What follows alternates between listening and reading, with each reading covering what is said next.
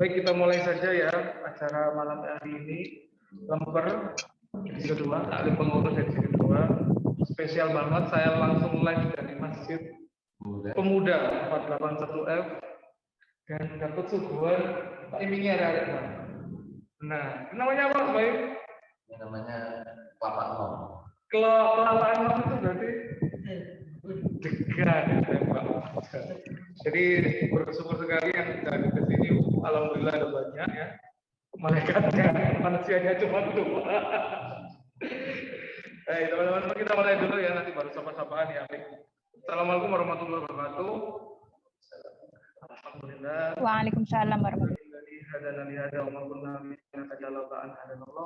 Asyhadu an la ilaha illallah wa asyhadu anna Muhammadan abduhu wa rasuluh. La nabiyya ba'da. Rabbi sholli sadri wa yassir li amri wahlul 'uqdatam min lisani yafqahu qawli.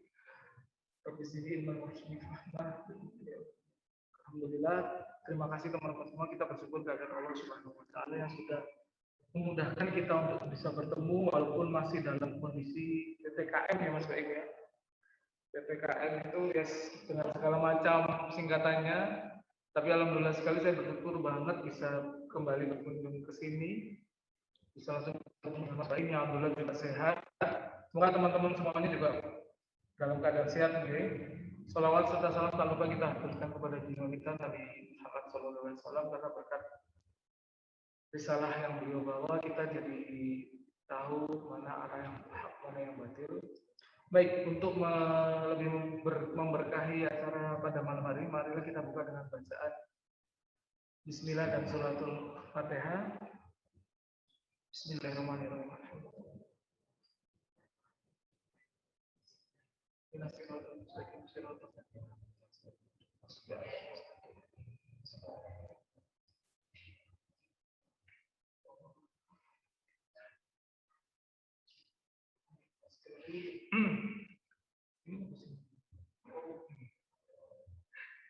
Baik, terima kasih teman-teman semua. Baik, Mas Baim, kabar sehat? Alhamdulillah. Alhamdulillah. Masjid semakin Alhamdulillah. berkembang yang progresnya. Jadi saya lihat anak-anak dari jamaah yang ada tadi full anak-anak yang dewasa cuma Mas Baim semua. Tadi jauh. Oh, Masya Allah. Jadi kita kan pernah kesini ya teman-teman waktu sidang karya ya waktu sidang karya bulan sebelum puasa sebelum puasa itu, dan kita juga melihat sendiri di mana perjuangannya teman-teman Mas Baik teman-teman di Masjid Pemuda ini. Kita doakan bersama semoga apa yang sudah diikhtiarkan nantinya menjadi suatu kenyataan dan punya sumbangsi untuk umat. Amin. Baik, malam hari ini kita masuk di edisi kedua ya, lemper tentang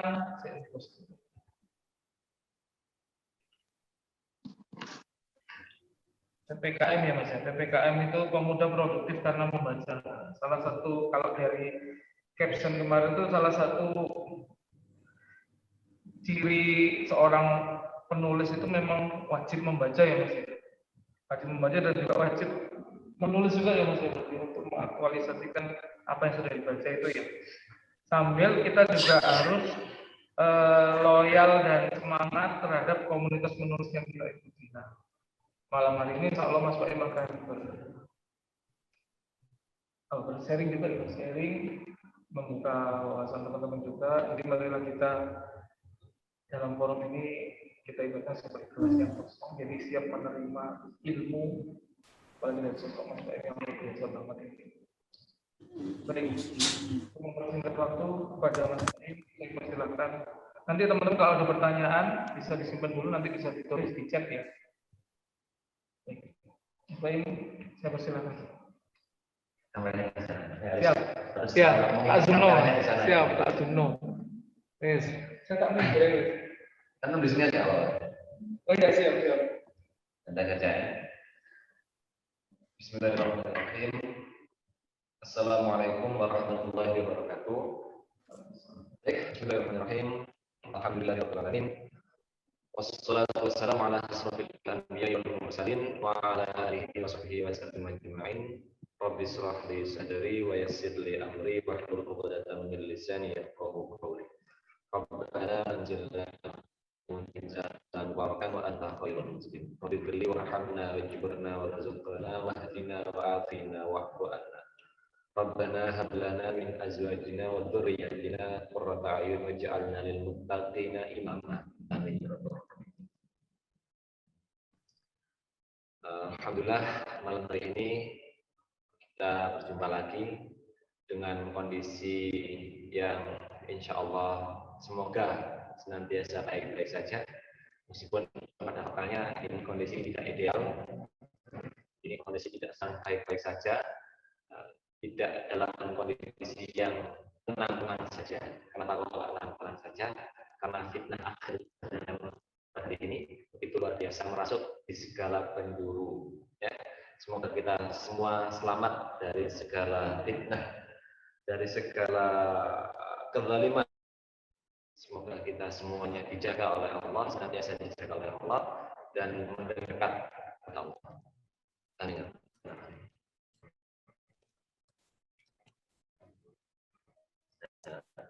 Alhamdulillah, ini kemarin saya dihubungi oleh Mas dan ini bahwasanya teman-teman ini mau ngadain kajian apa namanya, kajian ngurus ya, taklim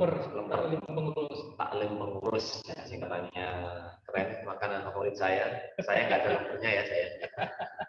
Kalau saya udah banyak lemper itu ya. Alhamdulillah. Ada. Ya, alhamdulillah ini yang hadir yang berapa orang ini? 11. Oh iya, 11.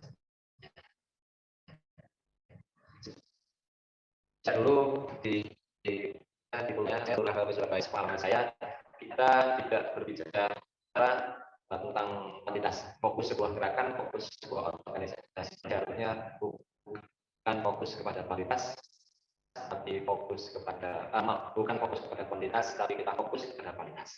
Gitu. Nah, tema yang disampaikan kepada Mas dan kepada saya yang dari bawah adalah tentang PKM, pemuda produktif.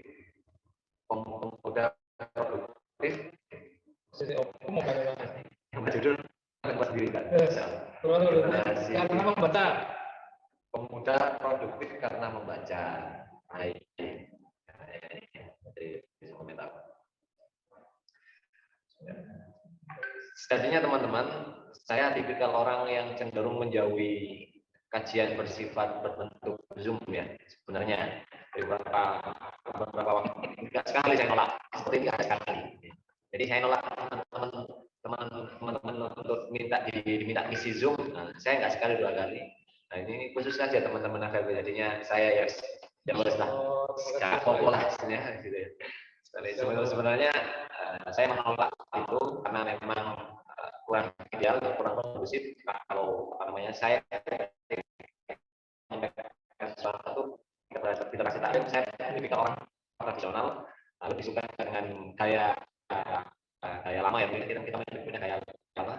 Jadi yang kita bangun ketika ilmu kita sampaikan itu, ketika sebagai itu disampaikan itu tidak hanya sekedar ilmu, tapi juga transfer emosi, transfer pemahaman, transfer pengertian, transfer kasih sayang, transfer kenalan.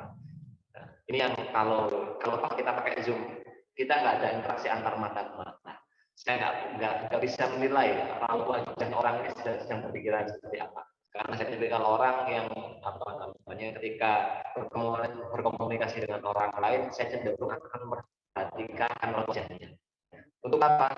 Untuk mengetahui orang ini benar-benar ada atau enggak, orang ini benar-benar memperhatikan atau enggak, orang ini benar-benar memahami atau enggak. Insya Allah teman-teman dulu di generasi FLB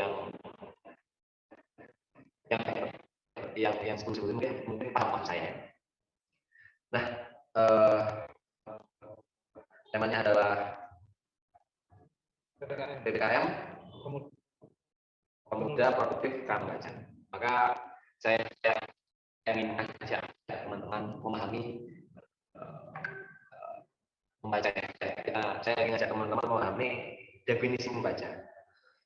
Di dalam insya Allah saya optimis teman-teman semua paham lah ya tentang surah yang pertama kali turun, Iqra, ya, ulang 3 kali. Padahal Rasulullah waktu itu ya, Rasulullah itu emang ummi, dan secara Arab itu memang banyak yang nggak bisa ngomong. Tapi kok kenapa kok disuruh Iqra? Nah, maka sebenarnya teman ya, para ulama tafsir mengatakan teman-teman juga bisa menelaah dari beberapa tafsir Al-Azhar dari Wibi Hamka. Nah, Mas Dani udah punya buku tafsir Al-Azhar? Belum. Alhamdulillah. Jadi teman-teman kalau di tafsir itu banyak ya. Cuman ulama tafsir sebagian mengatakan bahwasanya Iqra ini ya, tafsirnya adalah bukan hanya sekedar diperintahkan membaca, tapi juga diperintahkan memahami. Jadi maksud membaca di sini bukan secara kontekstual saja, bukan secara tekstual mocok, tapi memahaminya. Ya, kita diajak oleh oleh ajaran ini, oleh Islam ini untuk memahami segala kondisi yang ada. Membaca artinya berpikir, dituntut berpikir, dituntut mengerti, dituntut memahami, dituntut menelaah, dituntut mengoreksi. Jadi otak, hati diajak semuanya bergerak untuk memahami. Ya, jadi makna membaca, ya, tadi kan Mas Dani juga teman-teman menyampaikan materinya tentang membaca. Maka ayo kita perluas lagi definisi membaca, bukan hanya sekedar membaca. Betapa banyak hari ini orang-orang yang pandai membaca, tapi tidak pandai mengenalnya. Betapa banyak hari ini orang-orang yang pandai membaca, tapi bahkan seperti uap yang setelah baca selesai, nggak ada dampak kepada dirinya. Betapa hari ini banyak buku-buku ditulis dari tiap tahun. Betapa banyak hari ini sekolah-sekolah nih, ya, tiap tahun universitas meluluskan ribuan, mohon maaf, bukan ribuan, jutaan mahasiswanya, meluluskan jutaan mahasiswanya. Mereka bisa membaca secara tekstual, tapi ternyata kemampuan membacanya tidak memberikan dampak, kurang memberikan dampak kepada masyarakat, tidak menjadi manfaat. Nah, berarti ada yang salah kita, ada yang perlu kita benerin definisi membaca kita, pemahaman kita adalah membaca. Jangan-jangan ada yang salah dalam proses kita membaca. Jangan-jangan kita membaca masih hanya sekedar tekstual. Jadi, ya, ayo membaca jangan dipersempit dengan istilah kita membaca tulisan saja. Terus nggak ada bekas bacaan yang hanya sekedar pengisi waktu luang, tapi nggak ada bekas, nggak ada dampak kepada masyarakat, nggak ada dampak kepada lingkungan kita, nggak ada dampak bahkan terhadap karakter diri kita. Maka yang dimaksud membaca adalah bukan hanya sekedar membaca. Ini teman-teman, ini saya buka HP aja, ini udah disebut membaca. Apakah benar maksud membaca itu adalah yang seperti ini? Enggak, kita insya Allah kita sama-sama sepakat bahwasanya kita maksud membaca bukan hanya sekedar seperti ini. Gitu. Kalau bicara membaca, ya, anak TK pun hari ini bisa membaca, insya Allah.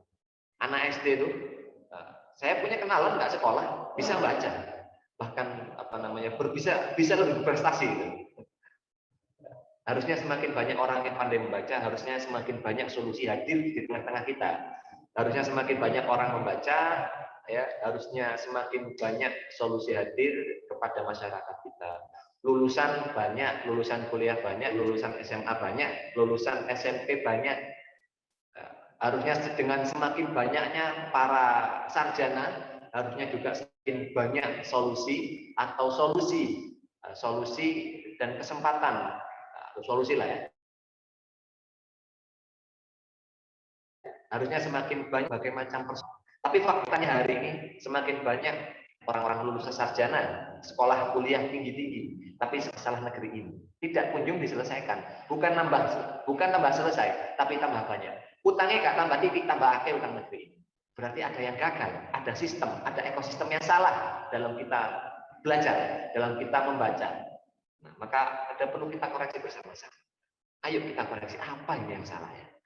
Jangan-jangan kita salah dalam menafsirkan definisi membaca, atau jangan-jangan kita salah dalam selama ini kita belajar ada yang banyak yang salah. Anas bin Malik, Ibnu Abbas, Ibnu Mas'ud, mereka ini mohon maaf nih, kita juga perlu mengoreksi dunia pendidikan hari ini karena kita membahas tentang membaca kan, ya maka kita nggak mau kita juga harus mengoreksi dunia pendidikan kita hari ini. Benar-benar efektif tidak? Benar-benar memberikan dampak tidak? Waktu saya sampai jam berapa, Mas? Sampai tadi mulai jam setengah jam berarti ya? Boleh setengah jam. Subuh. Ya berarti 30 menit ya. Insya Allah berarti sekarang kurang 15 menit lagi ya.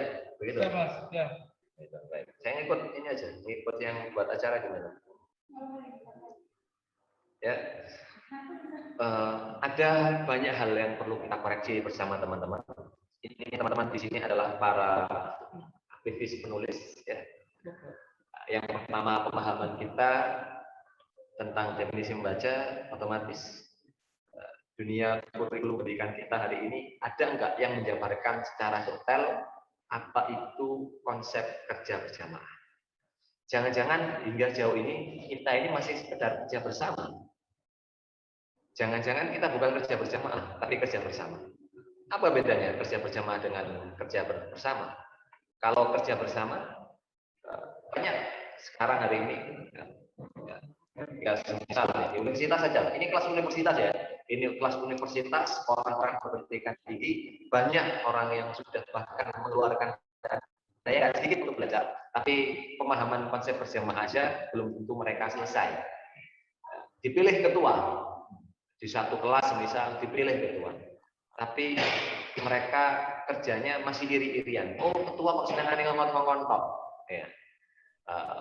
Gantian lah, apa namanya? Padahal sudah ada ketua. Kalau sudah ketua, ada ketuanya, berarti sebenarnya kita itu apa namanya kerja berjamaah sudah. Organisasi kan ada pengurus, ada pimpinan, ada yang dipimpin, ada divisi-divisi. Itu konsep kerja berjamaah. Secara teorinya, oke, secara teorinya itu kerja berjamaah. Secara struktural itu bentuk sebuah kerja berjamaah. Tapi cara faktanya banyak kita generasi pegiat dakwah kita hari ini yang ngomongnya kerja berjamaah tapi prakteknya masih sekedar kerja bersama. Ketuanya ngomong B, bawahnya ngomong C. Ketua yang memerintahkan A, bawahnya yang dipimpinnya sepakat akhirnya melakukan yang lain dengan apa yang dikatakan oleh ketua, oleh pemimpin. Berarti itu bukan, kita ngomong kerja berjamaah itu masih sebatas teori, bukan praktek. Karena seharusnya ketua mengatakan B, ketika ketua mengatakan C, semuanya tanpa tapi tanpa nanti laksanakan. Gitu ya. Boleh diskusi tapi bukan debat. Boleh kompromi tapi bukan debat. Boleh diskusi, dibuka ruang diskusi boleh, tapi tetap yang membuat keputusan adalah ketua. Maka ketika ketua memutuskan B ya B, meskipun diskusinya setelah diskusi oke. Teman-teman yang lain berhak menawarkan konsepnya, tapi yang memutuskan Pak Palu itu adalah ketua. Yang mintakan ini disetujui, ini jalankan, itu ketua. Nah, kenapa kok perlu kita bahas tentang kerja bersama ini? Karena itu penting dan sedang menjadi krisis kita hari ini. Bayangkan kalau ada orang nih, mohon maaf ini, bahkan orang-orang yang fokus ngurusi dunia saja, itu lebih paham konsep kerja berjamaah. Banyak orang pegiat dakwah, ya ngomongnya kerja berjamaah, tapi prakteknya bukan kerja berjamaah. Kalah sama orang-orang yang ngurusi dunia, fokus ngurusi dunia tok, itu mereka lebih menerapkan kerja berjamaah. Contoh nih, ada security, ada direktur. Security dan direktur biasanya security pasti di bagian bawah, bagian atau satpam, bagian depan dan lain-lain. Sementara direktur itu ada di lantai atas biasanya. Nah, kemudian biasanya kan kalau ada tamu security atau satpam membuka pintu kan, membuka dibukakan itu. Jadi maksudnya ya benar ya. Betul. Bukakan pintu, ya setelah dibukakan pintunya, Pak, iya Pak, ada yang saya bantu. Oh, saya mau ke Pak Direktur Pak. Oh iya, monggo di atas saya antar. Coba nih, kalau pemahamannya Satpam ini kayak pemahaman kita hari ini, bukan kita lah, orang di Samudra Atlantik sana. Jadi pemahamannya seperti orang di Samudra Atlantik sana yang ngomong gemar kerja berjamaah, dakwah kerja berjamaah, tapi enggak, prakteknya masih kerja bersama. Jadi coba bayangkan si Satpam ini iri sama direkturnya. Wah, nggak bisa ini. Ya nggak mau saya. Harusnya itu direktur itu nggak mentah-mentah toh. Dia gantian pokok. Ya gantian tukar posisi. Gantian cek sama rata semua. Mosok apa namanya security-nya kerja, direkturnya cuma ongkang-ongkang kaki di atas. Nah, orang jadi apa namanya menilai yang seperti itu. Cara penilaian seperti itu gantian. Cek sama-sama ngerasa no. Akhirnya si Satpam ini direkturnya ini oke lah gantian. Akhirnya si direktur ada di Satpam, terus siapa itu namanya posisi sang Satpam ada di tempatnya direktur. Kemudian datang ke perusahaan itu tadi, ketok gerbang, pencet gerbang, assalamualaikum, waalaikumsalam. Nah, dibukakan sama direkturnya, dibukakan gerbangnya, spread. Iya Pak, ada yang bisa saya bantu? Si direktur yang ada di pos kata demikian. Terus temannya ngomong, saya mau ketemu Pak Direktur Pak. Oh Pak Direktur ya Pak. Dengan saya sendiri Pak. Monggo. Di ruangan saya monggo. Di ruangan Satpam itu tadi ya. Nah, habis dibukain pintu, saya ini direkturnya Pak. Monggo. Ayo di pos Satpam. Kita ngobrol. Terus apa namanya? Satpamnya ada di lantai atas. Enggak sinkron. Nggak jalan akhirnya, gerak organisasinya, gerak kerja berjamaahnya nggak jalan. Bayangin, banyak saya dapati ketika orang kerja bakti, ada ketuanya sudah. Ayo kerja bakti, kamu bagian motongin rumput, kamu bagian masak, kamu bagian bersih-bersih. Nah ini kan orang yang motongin rumput, orang nggak paham ya. Komplain, wah ini ketua senengannya ngongkon-ngongkon kok, itu aku jabuti rumput, coba aja ngongkon-ngongkon kok. Padahal dia nggak tahu amanah ketua ini keliling-keliling juga mengontrol semuanya. Nah, ini pemahaman kita banyak yang belum selesai. Nah, tapi bukan orang-orang di sini ya, bukan orang-orang di negeri Indonesia ya, di Samudra Atlantik. Ya, nah inilah yang seharusnya kita sama-sama paham bahwasanya harusnya laju gerak kita adalah laju gerak berjamaah. Kita belajar mempraktekkan kerja berjamaah. Ini kan konsepnya organisasi, konsepnya komunitas. Kalau nggak ada, ngapain ada ketua kalau tidak untuk ditaati? Ngapain ada jamaah atau ada yang dipimpin kalau nggak taat kepada pemimpin? Ngapain itu semua? Gitu. Kalau gitu, kalau berarti yang mending nggak usah ketua-ketuaan. Gitu. Yang mending langsung aja gerak bersama berdasarkan inisiatif sendiri saja. Ngapain harus ada ketua? Ngapain harus ada wakil? Ngapain harus ada divisi-divisi? Jika semuanya nggak jelas mestinya. Jika semuanya saling punya ego sendiri-sendiri, nggak taat pada pemimpinnya. Jangan dikira pemimpin itu enak-enakan saja. Pemimpin itu, masya Allah, subhanallah, astagfirullah. Itu amanahnya luar biasa. Itu hisabnya, terus tanggung jawabnya bukan hanya tanggung jawab dunia, tapi juga tanggung jawab akhirat. Jadi ini pemimpinnya siapa Mas di Ketua FHB Surabaya? Mas Saif. Mas Saif. Saifuddin. Mas Saif ya. Ya, Mas Saif, masya Allah, subhanallah ya. Nah, selamat menikmati ya, selamat menikmati hidup baru, Mas Saif ya. Ya. Itu tanggungannya bukan hanya dunia Mas Saif ya, tapi tanggungannya juga akhirat Mas. Ya, ketuaannya cuma tiga periode ya. Kelihatannya cuma 3 periode ya. Tapi hisab akhiratnya jangan salah di sana. 3 periode. 3 periode ya rencananya kan? Iya, sama kayak negeri sebelah. Sama kayak ini apa negaranya Pak D itu. 3 periode kan? Soalnya lockdown, soalnya PKM. Jadi 3 periode. 1 periode saja. Oh, 1 periode ya.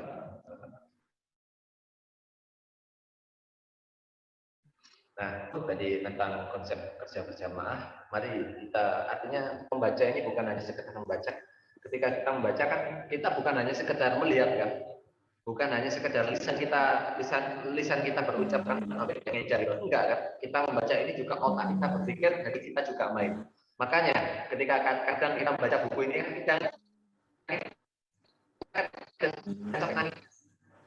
kita kadang sampai marah, kita kadang sampai bahagia. Nah, itu definisi membaca yang sebenarnya seperti itu, benar-benar menjiwai apa yang dibaca. Maka sebenarnya baca itu bukan tekstual yang berjalan, enggak, bukan berbentuk tulisan, tapi fenomena zaman hari ini, kondisi masyarakat hari ini. Ini juga membaca. Bagaimana kita para pemuda memikirkan solusi masyarakat hari ini dengan bara COVID itu ya. Nah, bagaimana? Tapi kalau kita ingin apa namanya dunia medis yang ngikutin aturan atau aturan agama yang ngikutin dunia medis. Coba kita lihat bersama-sama. Agama mengikuti dunia medis atau dunia medis yang mengikuti.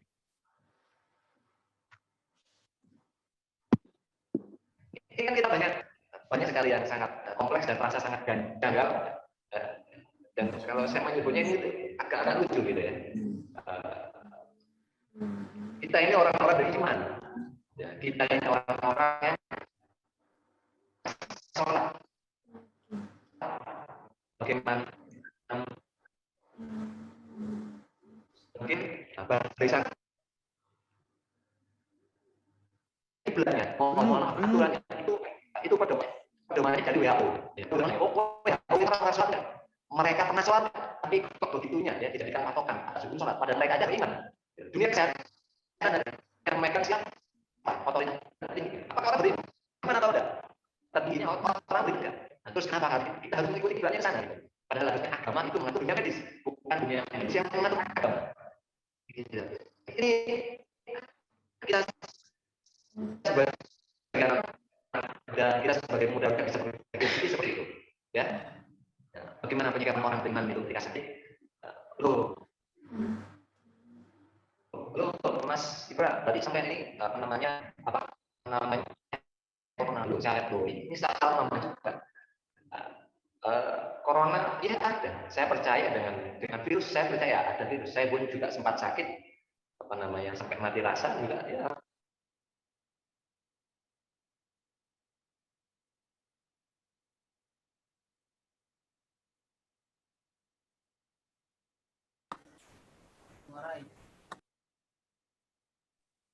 Suaranya hilang. Suaranya hilang. Suaranya hilang, Mas Dani. Apanya hilang? Telepon. Suara hilang. Iya, tadi sampai mati rasa.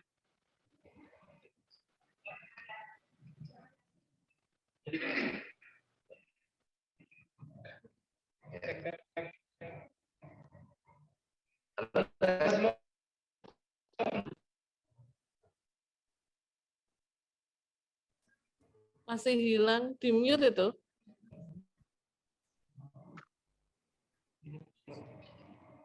Cek sudah jelas belum? Sudah jelas belum? Udah. Lanjut. Tadi sampai mati rasa.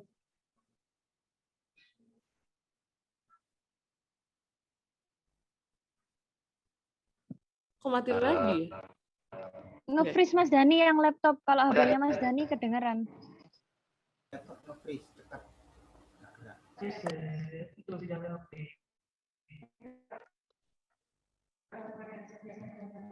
Saya. Itu Mas Mas.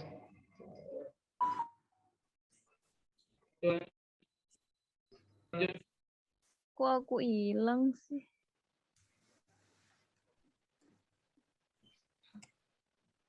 Kamu dengar nggak?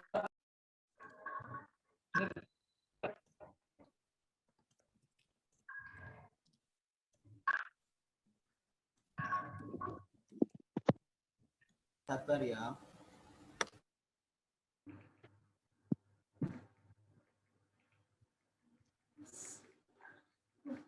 Tetap tak bunyi. Sampai mati rasa. Ya. Ya, alhamdulillah kalau bicara tentang sakit, ya merasakan sakit sama saya juga pernah mengalami bulan kemarin ya. Jaraknya sekitar sebulan yang lalu. Tapi apakah benar penanganannya seperti hari ini, yang dimana pakai patokan orang-orang yang mohon maaf, apakah pakai patokan fondasi agama, pakai fondasi pegangannya adalah aturan agama, atau sekedar menggunakan logika dan perasaan? Karena panduannya apakah panduan wahyu atau sekedar panduan logika kita? Karena seharusnya akal perasaan ya, itu harus ikut panduan agama. Bukan sebaliknya, agama diotak-atik sesuai dengan perasaan kita, sesuai dengan enggak seperti itu.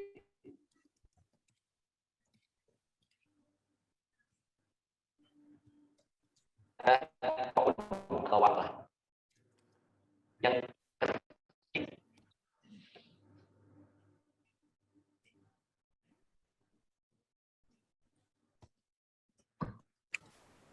Dan balik mana? masa inkubasi dan masa inkubasi dan lain-lain, enggak, dia yang sakit kurangnya mati. Halo, kedengeran? Masuk ya? Oke. Ya.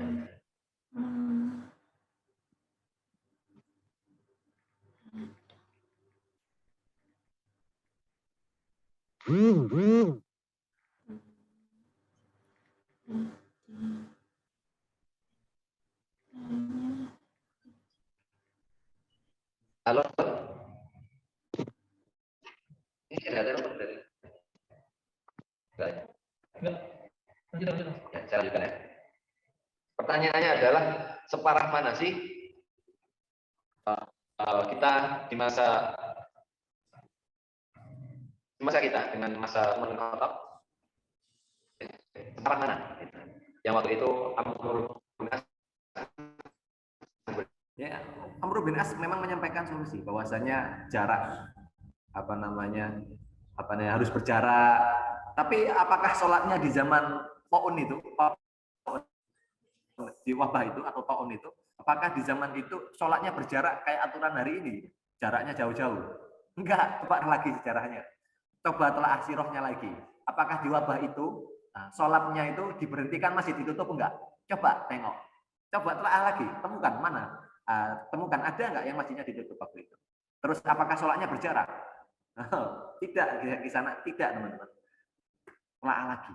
Padahal itu parahnya kayak gitu. Tapi sholat tetap rapat, tetap dijaga. Memang ada yang mencari gunung, ada di mana, di lembah di mana. Tapi waktunya sholat, ya jamaah, gitu, teman-teman.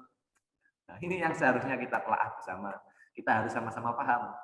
Kita pondasinya harusnya pondasi agama, pondasinya orang-orang saleh, bukan orang-orang yang bahkan membuat keputusan kesehatan saja itu mereka aja nggak sholat. Panduannya bukan berdasarkan keimanan, tapi hanya sekedar ketakutan. Mohon maaf, hanya sekedar ketakutan, hanya sekedar intervensi dari kekuatan global atau semisal. Nah, panduannya bukan itu. Panduan kita seharusnya bukan itu. Cara kita menyikapi sakit bukan itu. Bukan seperti itu. Sholatnya Rasulullah aja enggak sekali dua kali loh berpesan ketika mau sholat, itu Rasulullah akan menyampaikan, rapatkan barisan kalian. Kadang Rasulullah mengatakan, rapatkan barisan kalian karena rapatnya barisan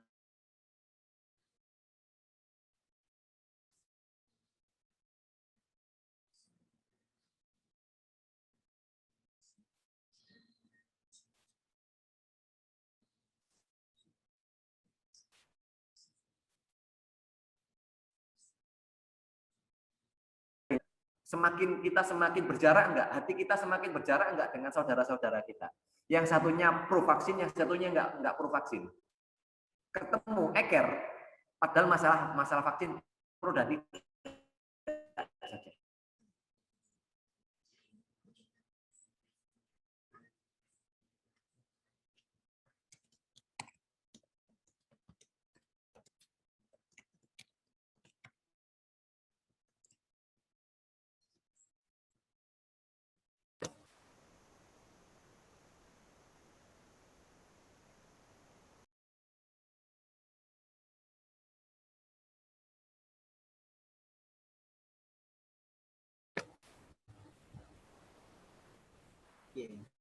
Loh, itu loh.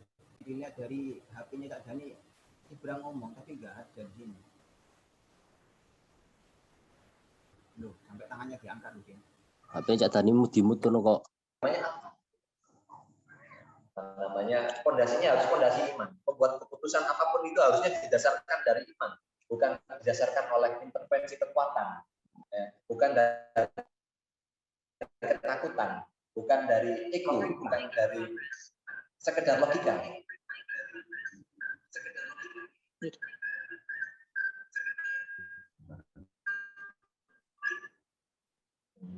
Lanjut ya.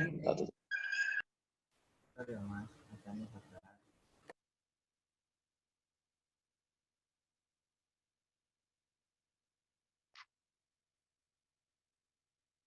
Suara.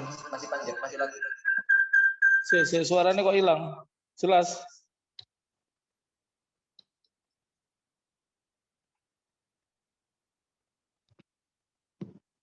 Tadi kok metu ya?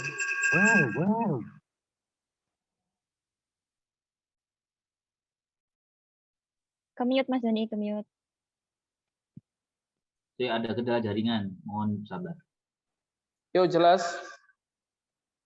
Mantap. Siap, Mas Jelas. Jelas. Lanjut. Lanjut Mas. Terakhir Mas. Yuk. Mas. Baik, ya, kita lanjutkan. Jadi membaca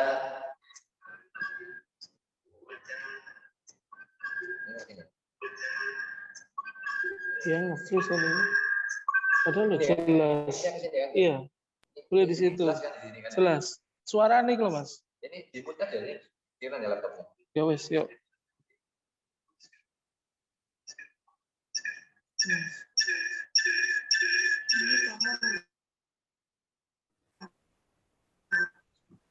Ini suwun wis sabar.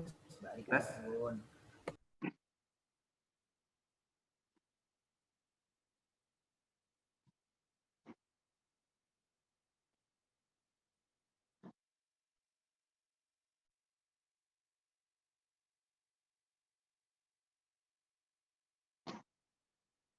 Kayak terlempar dari itu. Yuk Mas.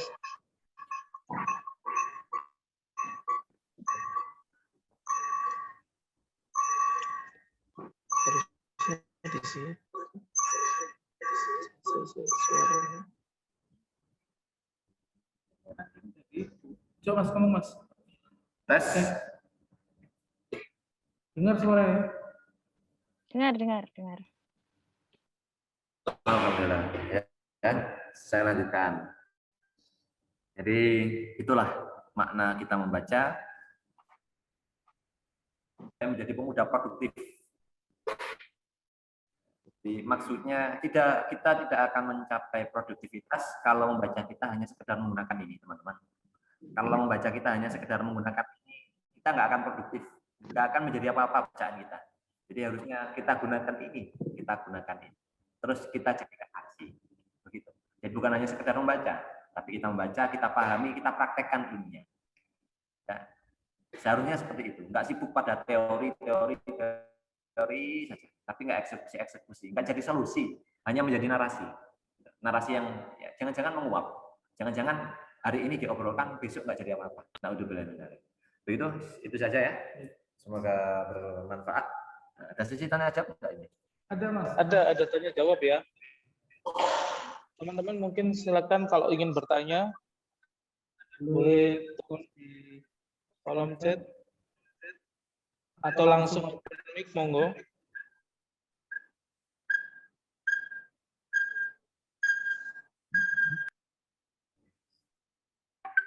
Silakan teman-teman yang mau bertanya. Mbak Nini tanya Mbak Nini.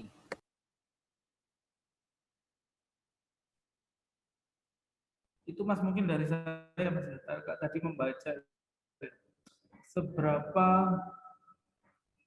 efektifkah ketika kita sudah membaca tapi tidak mengaktualisasikannya atau langsung nulis apa yang sudah kita baca, itu seberapa efektif nggak Mas kita sebagai mungkin teman-teman penulis bingung ketika sudah dapat ikut ilmu dari membaca tadi, tapi tidak segera dilakukan proses penulisan.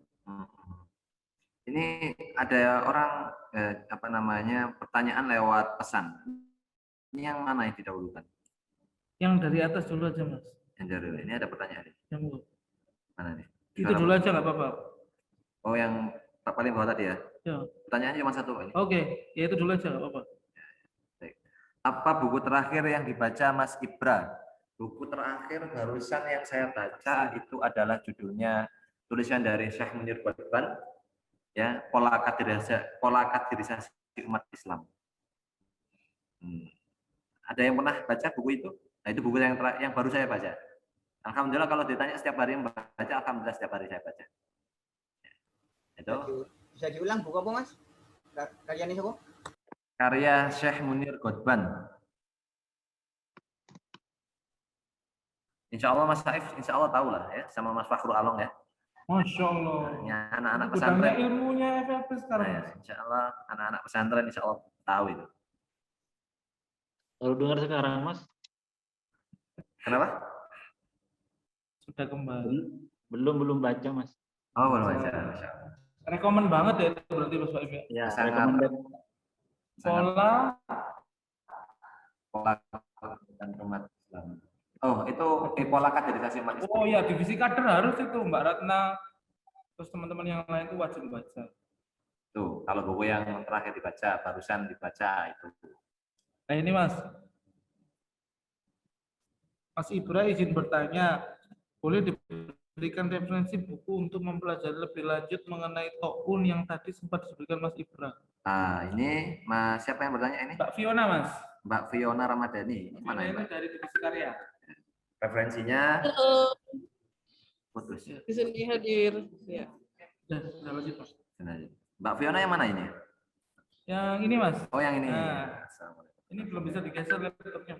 Yang pakai kacamata nggak? Laptopnya masih manual. Yang apa? Ini teman-teman kalau untuk referensinya bukunya insya Allah di buku Syekh Munir Qutban itu juga ada ditelaah ya. Kalau kepingin lebih detail lagi, bukan lebih detail, lebih singkat lagi, cari aja kajian Ustadz Budi Azhari. Nah, dengar ya, YouTube ya, Mas, ya? di YouTube ada Kajian apa? Kajian apa, Mas? Ustadz Budi Azhari. Budi Azhari. Oke. Halo, kedengaran? Iya, iya. Ini putus ini Mbaknya. Halo. Coba ditelaah kajian Ustadz Budi Azhari di Kediri. Oh yang di waktu di Kediri berarti. Kediri. Sebelum di Kediri juga ada beberapa. Cuman saya lupa referensinya yang Ustadz Budi Azhari. Ya ini itu. Channelnya ada kok. Terus Ustadz Alfian Tanjung yang barusan juga di penjara. Sudah bebas belum? Sudah Bebas. ya sekarang diperkarakan lagi. Oh kasus ini. Ya, jadi Ustadz Alfian Tanjung, Ustadz Budi Azhari itu referensinya bagus ya, teman-teman bisa menelaah itu. Terus telah juga saya rekomendasikan teman-teman telah juga apa namanya sirah kisah Nabi Haskial. Nabi Skill. apa namanya Nabi yang menghidupkan orang mati yang waktu itu kaum hanya adalah setelah masa kenabiannya Nabi Musa. Jadi Nabi Musa, kemudian setelah Nabi Musa kan dengan Nabi Harun kan, Nabi Musa, Nabi Harun, terus setelah itu dilanjutkan Nabi Yusa bin Nun, itu muridnya Nabi Musa alaihissalam. Setelah Nabi Yusa dilanjutkan oleh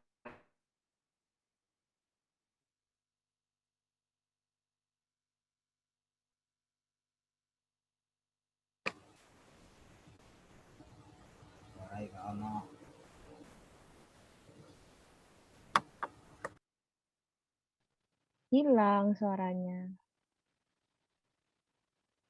Keluar ya? Halo. Ya. Gak nyala videonya tapi kedengeran barusan. Kok metu-metu dhewe rek? Internet Ya mungkin sebentar. internet ya. Sinyal ya. Mana ada? Itu udah ya udah. Iki diterusno karo Mbak Fiona, monggo Bu Mbak Fiona silakan dibuka pengajiannya.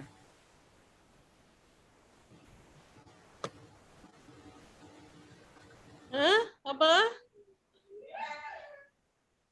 Aku disuruh ngapain? Mas Along ini.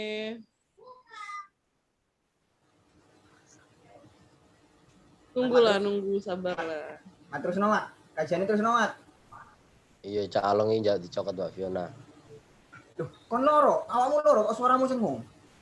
Bisa Mbak Fiona lho, ono DM Mbak Kak Saif sing urusan pesantren iki lho. Oh, jelas. Mat awakmu loro, Mat. Pilek, Mat. Berdahak, batuk berdahak.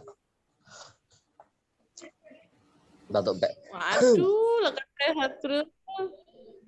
Ngasih. Antigen ah. Apa namanya? Antigen ah. Enggak, masih enak kok. Apa itu loh antigen. Masih enak. Siap. Antigen, swab Ada ya antigen. batuk Mas Eknak. Antimo kalau nggak ada antigen. Antigen sekarang Alah, kurang apa? Nah, ini udah masuk nih. kurang Sing ngurem ngirim PK tolong dikirim ya. Aduh, PK 5 rek. Halo. Halo, iya kedengeran suaranya. Ya halo masuk. Halo, masuk. Sih, fotonya lo enggak? Foto nih Enggak. Ngomong dulu ya Mas, tak benar. Nggak fokus kalau saya sambil Maaf. kalem.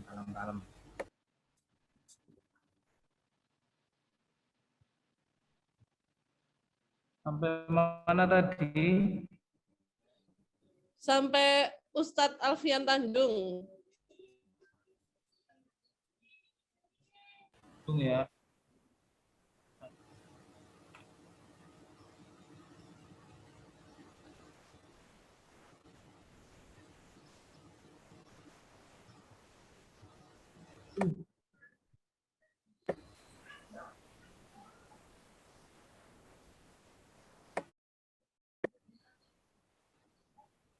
Mana sih ini? Hei, kalem bro. Hei.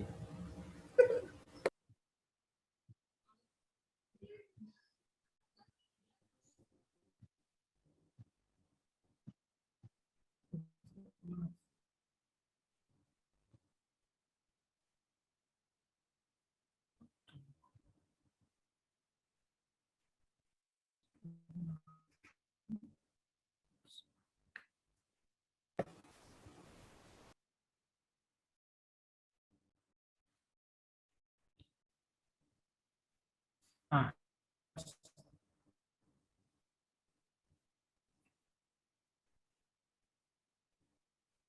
Coba ngomong Mas. tes. Halo, teman-teman dengar semua? Dengar. Halo, Dengar. Oke, Mas. Halo. Ustadz Alfian Tanjung. Nanti searching saja dari referensi dari Ustadz Alfian Tanjung sama Ustadz Budi Azhari. Insya Allah beliau itu pakar sejarah, di pakar siroh negeri ini. Panduannya adalah panduan siroh yang sudah terjadi di ada referensinya banyak di sana. Dari Ustadz Budi Azhari banyak, bukan hanya tentang bagaimana penyikapan kita terhadap sebuah kaum, tapi penyikapan kita terhadap sebuah kurikulum pendidikan. Kapan-kapan teman-teman perlu main ke sini ya, subuh nginep di sini supaya menyaksikan bagaimana Masjid Pemuda ini menggerakkan, berusaha pakai kurikulum yang sebenarnya sudah ada, kurikulum pendidikan kita di dalam Al-Quran, kurikulum pendidikan kaum muslimin ini sudah ada di dalam Al-Quran. Teman-teman kalau menelaah surah Al-Furqan ayat 74, doa Nabi Ibrahim itu sebenarnya sudah menjadi kurikulum kita. Harusnya itu yang menjadi kurikulum pendidikan dunia pendidikan hari ini. Dan alhamdulillah masjid kurikulum yang tercantum di dalam surah Al-Furqan mendapati anak-anak usia belum apa namanya memenuhi sholat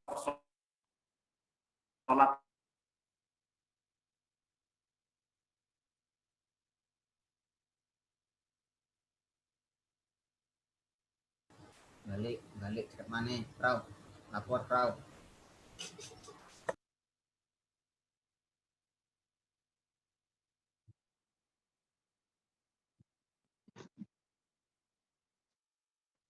Sinyalnya sulit loh di sana tuh kayaknya. Ya, betul. Aku boleh kesabaran Cak Dani itu, Mbak Nika.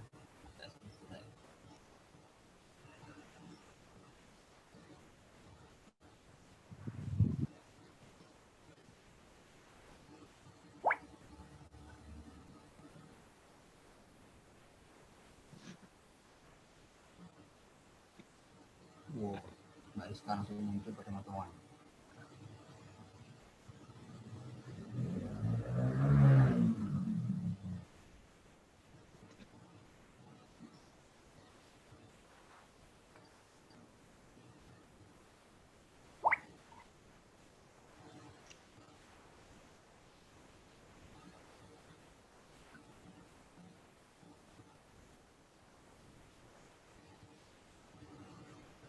Loh, keluar lagi ya? Biasanya ada bisa. Wow. Sinyal. Di apa? Udah aja ada ini. Daerah di. Oh ini nih.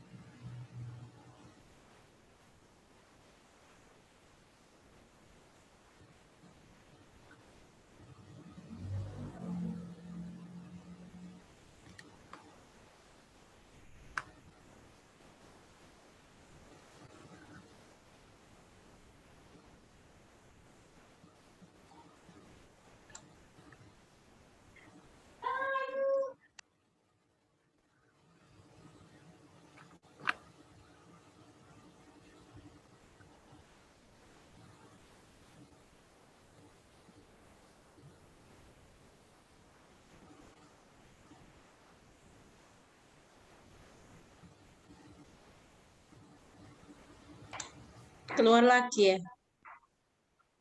Yo.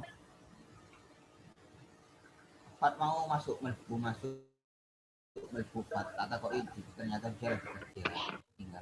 Ya, Fat tadi masuk tapi voice-nya nggak masuk awalnya.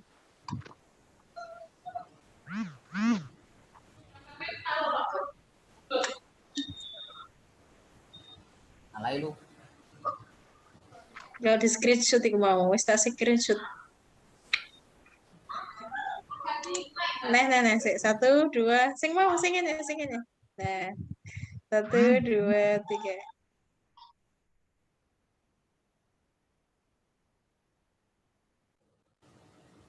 Masuk aneh. Sing kaderisasi FLP Surabaya iki sok. Ratna. Gue. Apa lo?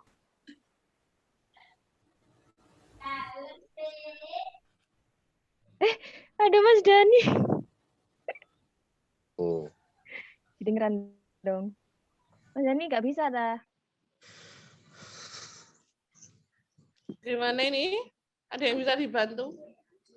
Mbak Fiona terusan, Mbak Fiona. Apanya? Halo, Teh. Iya, masuk. Tapi kok nggak nyala ya videonya? Masuk, Mas. Masuk, lanjut. Lanjut lagi. Tadi referensinya apa aja, Mas? Ustaz Budi Asari, Alfian Tanjung, Ustaz Alfian Tanjung, terus tulis apa namanya kitab Sebutin. dari Silakan Ustaz sebutin Sadiri. Tadi itu ya Mbak Fiona, bisa Hari. dicatat ya. Insya Allah ini ada rekam kok, nanti coba. Mungkin nanti dibantu Mbak Ratna untuk resume ya. Mungkin ada pertanyaan lagi, satu aja terakhir. pertanyaan terakhir ya. Terakhir ya. Terima kasih Mas Ibra. Terima Sama Mas tako. Dani. Mbak Nini tako. Mbak Rizka tako. Silakan Mas Along, tanya Mas Along.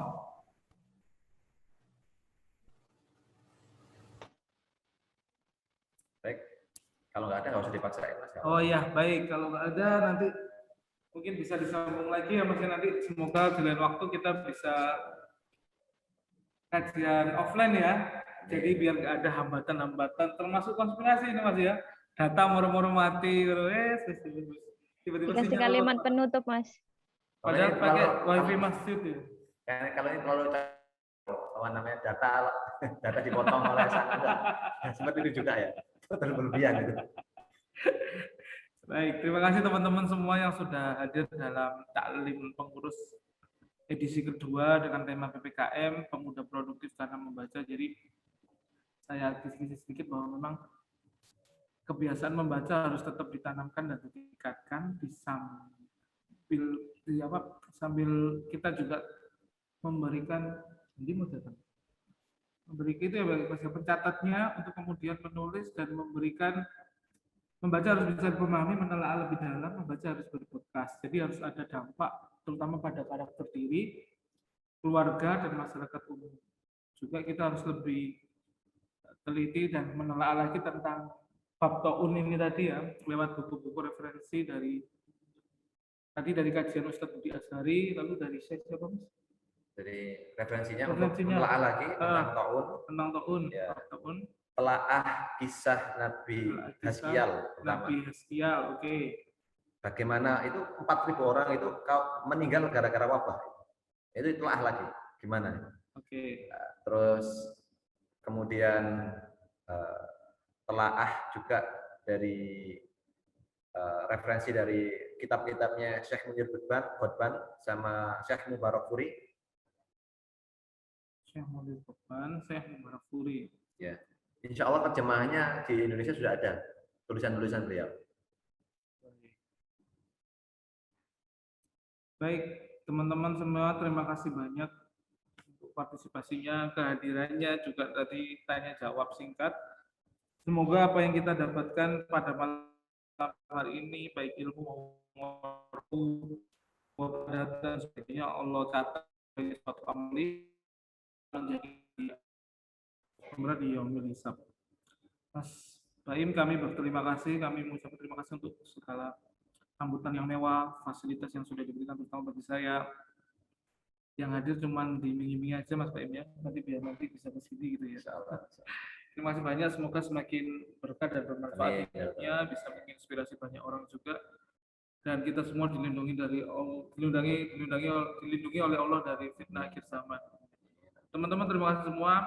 Kita tutup dengan bacaan istighfar 3 kali. Astagfirullahaladzim. Kita tutup dan sempurnakan dengan doa penutup majelis. Subhanallah wa bihamdika, asyhadu an la ilaha illa anta, astaghfiruka. Teman-teman, pekan ini ada pekan menulis ya. Pekan karya. Ditunggu sampai jam 23.59 malam ini ya. Ya, Oke, jangan lupa Betul kirim sekali. ya. Terima kasih Mas Dani.